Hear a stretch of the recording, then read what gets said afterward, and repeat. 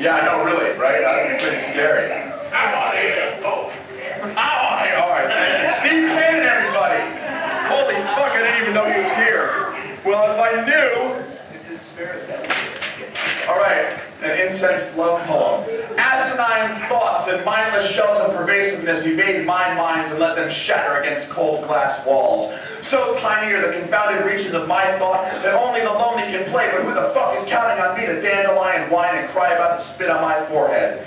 Let's all go somewhere far away and evade our parents' distresses and let the sun melt behind our jackal skins, and then maybe we can sail out of the reaches of the water that keeps our boats afloat from the Isis and Osiris of the meandering fellows. The pity the grains of salt are melting into my skin and assuring me that everything is okay when it is not. I really wish I had an alternative to the jamble and the crumbling empire that I now must obey commands from. But there are a lot of seedier options to disavow and many more translucent seas to swim away from until the water's thick and murky depths may drown my impossible love for you, Eve.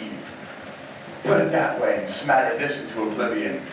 And curse away the shells longing to play cards with the devils and shoot craps with alcoholics who can taste the night more fiercely with their perfect brew, and delight us with the imagery of something more beautiful than you could ever provide me. And then maybe the shells of our indignation and the great little blithe spirits that evolved from the passive-aggressive thoughts that yoke my interest in you could not display more evasively the granite and custodial shells and pieces of pizza pie that yodel and beckon me forth with the loudness of the imperial forces without whom I could never battle against my own greatness, from which you told me that just the other day your cat was calling itself Jacob and Marley was out playing reggae with the ministers from the assistant Joseph Brunhardt, tasting together the apples and the gray little mice, licking the spoons of my leftover meals, conquering the justified places that we all fear to before you go. Please remember, I was a great writer and I never wanted anything more than to be sitting next to you on a park bench sipping glassy Coca-Colas and talking about how nice it was that we met each other just the other night under the locks of hair of a tree more fruitful than any inspiration that locked itself up within my brain and sounded to gross out the younger sister of the justified.